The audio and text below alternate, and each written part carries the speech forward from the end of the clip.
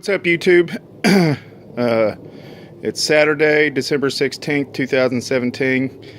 Down here in, I guess you'd call it the Houston area of Texas.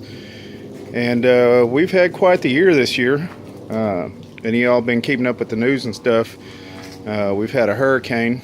And they said usually in the years that we have a hurricane that we usually have a snow. And I've lived here in this area since 2010, and it has never snowed up until this year.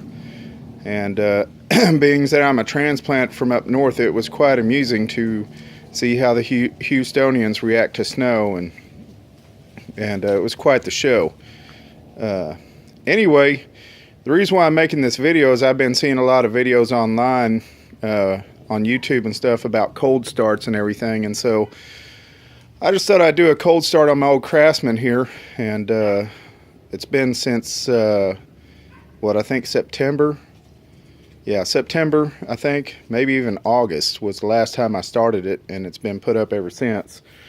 And, of course, y'all know if you've watched any of my videos, I always shut it off using a fuel shutoff valve, so there's no fuel setting in the carburetor over the months or however long it's sitting, and so I don't have to worry about that. Also, if y'all watched it, I think there's a video on there called a budget oil change that I did on this, and just did the oil change, and then also had to change out the spark plug. So I think pretty much everything is just is ready. I don't really have to do much. I mean, I am going to check the oil level, of course, just to make sure that it's the proper level, but as far as having good, decent, fresh oil in it, I think it's pretty good to go. Well, I'm going to pause here and get it out of where it's at right now, where you see it. Get it out here in the open so you guys can see it a little bit better and get this video going. So hold on a second.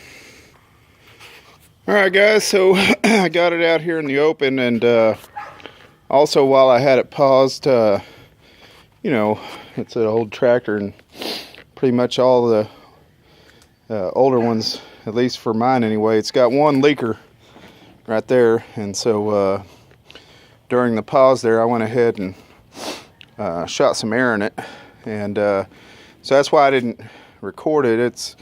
The compressor's pretty loud, and so I didn't figure y'all wanted to hear that. Plus I think a lot of people have seen tires getting aired up or whatever, or even aired up their own tires, so I didn't figure I'd record that. Also went ahead and checked the oil while I was waiting for my compressor to build up air, and it's pretty good.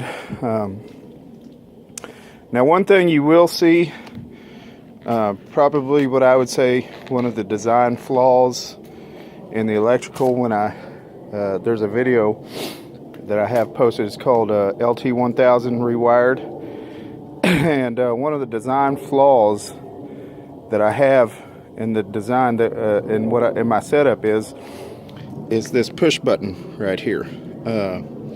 What it is, it's got two contacts in there and a plate, a metal plate. When you push the button, a metal plate slides over those two contacts, and it completes the circuit to spin the starter over. Well, what happens is on the end of those two contacts they get corrosion, and also even on the plate itself also. And so what I have to do sometimes is I have to push that button in and out, in and out, in and out to try to kind of knock some of that corrosion off before it finally makes contact. And so probably in the near future I'm going to be looking for a different push button, one that doesn't give me so many problems as this one. And probably be improving that. As far as the rest of it is concerned, I think that I'm going to try to do away, when I do that, I'm going to do away with this box and put me right here on the dash, just a push button and a toggle switch on the dash, rather than having it set up like this. Again, I kind of did this in the beginning, just kind of making it hidden, and also it was what I had at the time. But I do believe that when I go to change out that push button, I'm going to put on a different toggle switch and put it all on the dash, and so that way it's all right there and I don't have to worry about it. So anyway, So let's get on with getting this thing, seeing if it'll start. So again, like I said, this thing kind of corrodes, so I'm going to push it a couple times and see if it, yeah, there we go.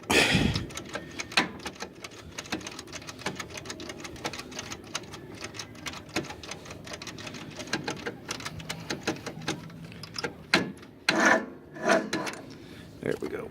All right, let's turn the fuel on. Let's get the choke on. Choke is on.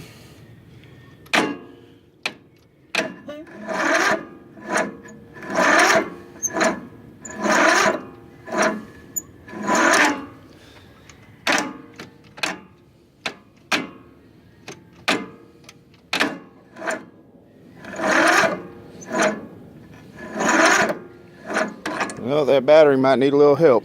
So let's see if I can get some jumper cables on it. Hold on just a second. All right, guys, I pushed it out here to my truck and got it hooked up to the battery in my truck. And let's see what happens now.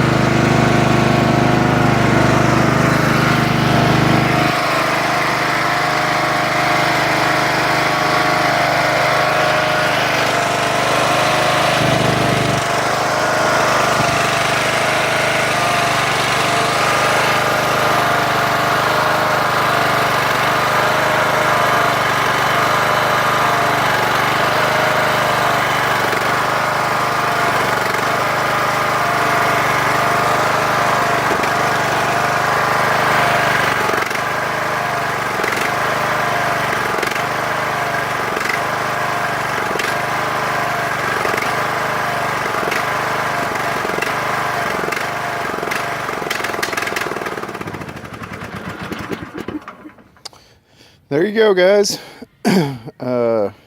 As you could see in the video, it was a little bit stubborn. It gave me some problems.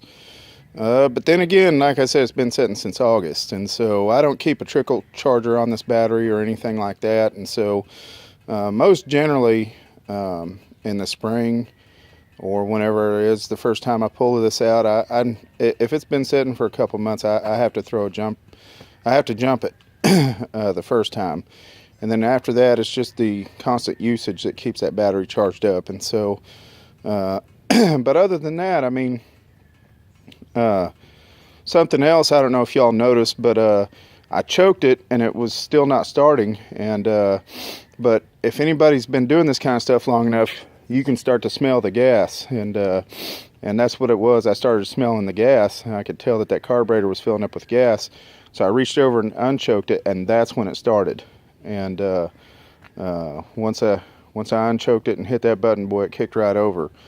And then also y'all could see, again, like I said, the issues that I run into with the that push button. And so I'll be making some changes on that. But nonetheless, you guys saw my cold start of my Craftsman LT1000 here, and just thought it'd be neat to make a video kind of like those other guys. Forgot to tell you guys, did check the weather this morning. It is 55 degrees out here. The weather, I got a Weather Underground app on my phone. It said it's 53, but the thermometer in my truck there said it was 55. Again, like I said, 2017 has been a big year for us down here. The Astros won the World Series, Hurricane Harvey, and then the snow, and so it's been quite the big year for us down here. And so again, also, like I said, I've been watching these videos on YouTube, these guys doing these cold start videos, and so I just thought it'd be kind of neat to do my own cold start on my Craftsman here. And just like I said, it's been sitting in there since I believe the end of August, possibly early September. And so here it is, December, and so next weekend is Christmas Eve, and so I just figured, you know, what a good time to make a cold start video. And so so there it is, guys. Hope you guys enjoy. Any questions, comments, suggestions, what have you, please leave them below, and appreciate y'all watching this video. Take care, guys. Thank you.